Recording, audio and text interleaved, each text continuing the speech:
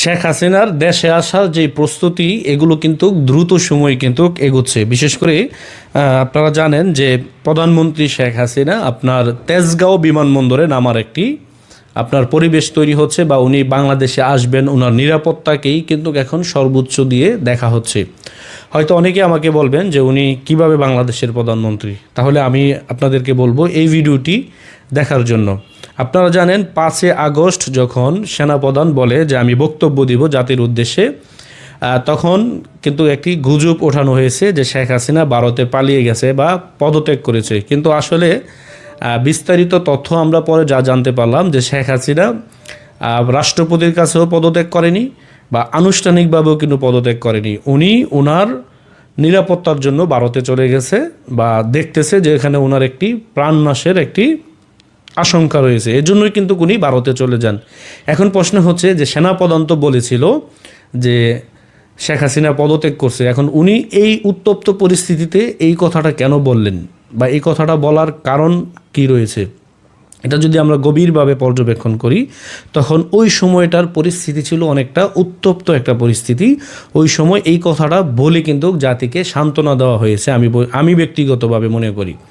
কিন্তু শেখ হাসিনা প্রকৃত অর্থে উনি কিন্তু পদত্যাগ করেনি। ইতিমধ্যে আমরা দেখতে পাচ্ছি যে বাংলাদেশে সেনাবাহিনীতে নাকি আপনার 3টি গ্রুপ বলে ইতিমধ্যে হয়ে গেছে। তার মানে ওই সময় একটা হযবরল একটা পরিস্থিতি কিন্তু বাংলাদেশে তৈরি হয়ে গিয়েছিল, যেগুলো দিয়ে মানুষকে শুধু থামানো হয়েছে।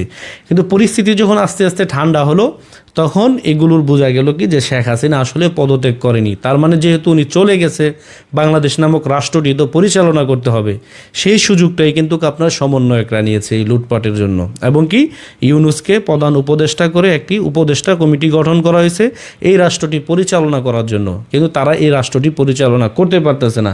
আর ওই দিক দিয়ে শেখ হাসিনার কিন্তু পদত্যাগপত্রও নাই। তার মানে শেখ হাসিনা এখনও বাংলাদেশের বৈধ প্রধানমন্ত্রী, কারণ কাগজ ব্যতীত আপনাকে কেউ অবৈধ প্রমাণ করতে পারবে না। আর শেখ হাসিনা সরকারের বিরুদ্ধে যে আপনার ষড়যন্ত্র হয়েছে এগুলো কিন্তু ইতিমধ্যে বিশ্বের বিভিন্ন দেশ থেকে কিন্তু তথ্য আসতেছে। আর দেশের বর্তমান পরিস্থিতি যদি আপনি বিবেচনা করেন, সাধারণ জনগণ কিন্তু এখন এটাই বলতেছে যে শেখ হাসিনা এসেই ক্ষমতা নেক এবং কি এই রাষ্ট্র উনিই চালাক, কারণ ওনার সময়ে কিন্তু আমরা ভালো ছিলাম, দেশের জনগণ নিরাপদে ছিল। তার মানে দেখতে পাচ্ছেন যে এখানে বাংলাদেশের প্রায় আপনি ধরতে পারেন যে এখন প্রায় 70% মানুষ চাচ্ছে যে শেখ হাসিনা এসে ক্ষমতা নেক এবং কি এই রাষ্ট্রটি পরিচালনা করুক। এখন আপনি 30% মানুষ যদি বিপক্ষে থাকে তাহলে কিন্তু কিছুই হবে না। আপনাকে 70% মানুষের কথাই কিন্তু বিবেচনায় রাখতে হবে। আপনি গিয়ে দেখেন অনেকেই কিন্তু আপনার মনে মনে দোয়া করতেছে যে শেখ হাসিনা যদি আসতো তাহলে তো বাংলাদেশ সুন্দরভাবে পরিচালনা করা যেত। এবং এটাও কিন্তু বলা হচ্ছে যে শেখ হাসিনা বাংলাদেশে আসার যে সময় বা নির্ধারণ এগুলো দ্রুত সময় বলে আপনার জানানো হবে বলে এরকম কিন্তু তথ্য আমরা কিন্তু পাচ্ছি। এবং কি সেটি কিভাবে হবে বা সেনাপ্রধান এটি কিভাবে আপনার ম্যানেজ করবে এগুলো আসলে সময়ের ব্যাপার, বা উনি কিভাবে আসবেন বাংলাদেশে বা ওনার সিকিউরিটি কী হবে, নিরাপত্তা কী হবে, এগুলো সব কিছু কিন্তু এখন সেনাপ্রধান বুঝবে।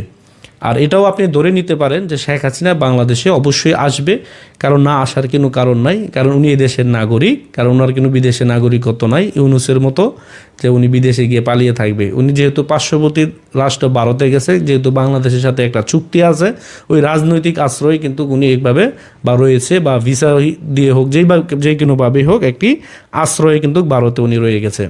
কিন্তু এটি আপনি ধরতে পারেন যে উনি বাংলাদেশে অবশ্যই আসবে এবং কি উনি যেহেতু পদত্যাগ করেনি অবশ্যই উনি বাংলাদেশে এসে দায়িত্বভার গ্রহণ করবে। আর নির্বাচনের যে ইস্যু বা বিষয়টা এটা তো আপনারা দেখতেই পারতেছেন, বাংলাদেশে নির্বাচন হওয়ার এরকম কোনো পরিস্থিতি এখন আপাতত তৈরি হয়নি, বা এটি বলাও যাবে না যে বাংলাদেশে কিন্তু নির্বাচন মানে ইদানিং কিন্তু নির্বাচন হবে 1-2 বছরের ভিতরে। তার মানে এখন যারা সমন্বয়ক পরিচয় দিয়ে যারা চলতেছে তারা এখন আপনার যেমনে পারবো সেইভাবে কিন্তু তারা অর্থ ইনকাম করে। ইতিমধ্যে এরকম তথ্য পাওয়া যাচ্ছে যে ইউরোপের বিভিন্ন দেশে প্রায় 43,000-এর মতন বাংলাদেশে আপনার রাজনৈতিক আশ্রয় চেয়েছে। কিন্তু এগুলো কারা, এটা হচ্ছে একটি প্রশ্ন যে এই লোকগুলো কারা বা কারাই এই দেশগুলোতে আপনার রাজনৈতিক আশ্রয় চাচ্ছে। ইতিমধ্যে অনেকে পদত্যাগ করতেছে, কোনো কারণ বলতেছে না। ইতিমধ্যে আপনারা দেখছেন যে শিক্ষা উপদেষ্টা নাকি জানি আপনার পদত্যাগ করলো কিন্তু বললো না। তার মানে এগুলো আপনার পরিস্থিতি কিন্তু আপনাকে বুঝতে হবে যে কোথায় গিয়ে দাঁড়াচ্ছে। আর শেখ হাসিনা যে এখনও বাংলাদেশের বৈধ প্রধানমন্ত্রী, এটি আসলে বলার কোনো অপেক্ষা রাখে না। আর এই দেশের জনগণও যে শেখ হাসিনাকে চায়, এটি ইতিমধ্যে এই কয়েক মাসে প্রমাণিত হয়ে গেছে যে শেখ হাসিনার প্রতি এদেশের মানুষের একটা আস্থা রয়েছে, এত স্বৈরাচার বলার পরও, ফ্যাসিস্ট বলার পরও। কারণ শেখ হাসিনার সময় মানুষ নিরাপদে ছিল, মানুষ সুন্দরভাবে রাস্তায় চলাফেরা করতে পারতো, এগুলো কিন্তু এখন জনগণ বলে। এজন্যই কিন্তু আপনার জনগণ এটাই বিশ্বাস যায় যে শেখ হাসিনাতেই এদেশের জনগণের আস্থা রয়েছে। তো আমি মনে করি যে শেখ হাসিনার প্রত্যাবর্তন কিভাবে ঘটবে, এটা অবশ্যই সেনাপ্রধান তাদের আয়োজন করেই কিন্তু এটি আনুষ্ঠানিকভাবে ঘোষণা আসতে পারে বলে আমি মনে করি।